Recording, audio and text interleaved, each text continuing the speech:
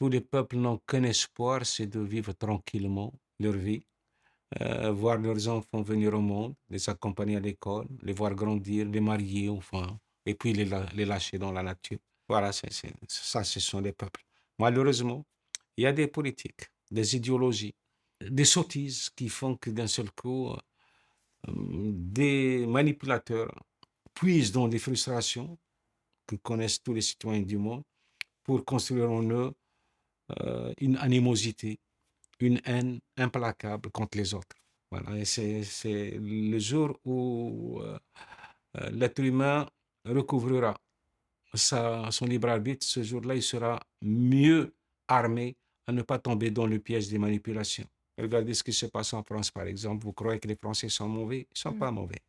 C'est leur situation qui est mauvaise. Et c'est cette situation qui les rend un peu agressifs. Mmh. Et cette agressivité, elle vient d'où?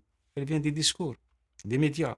Il y a des plateaux de télé qui sont là du matin au soir à essayer d'insulter des Algériens ou des musulmans qui font leur travail, qui Mmh. opèrent dans les hôpitaux, qui aident la société à tenir debout, qui Mmh. participent à l'essor d'une nation. Mais le laisser faire, c'est aussi participer à cette diabolisation qui va se retourner contre tout le monde finalement. Mmh. Pas seulement contre ceux qui développent, qui sont dans la stigmatisation et qui sont dans la harangue. Non, non. Ça peut se retourner contre n'importe qui. Donc moi, ce que j'ai constaté à travers mes voyages, c'est que on peut très bien vivre en paix.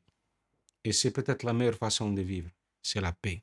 Mmh. On n'a qu'une petite traversée sur cette terre, un petit laps de temps que nous accorde la nature, autant en profiter.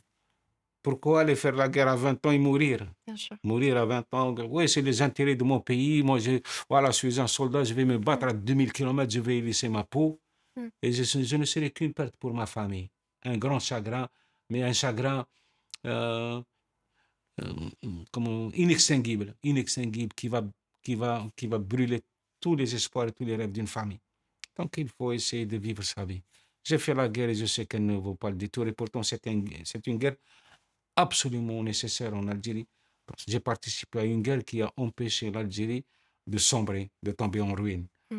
Mais quand même, si les gens de l'autre côté avaient cette présence d'esprit de se dire, oui, mais je peux être utile autrement.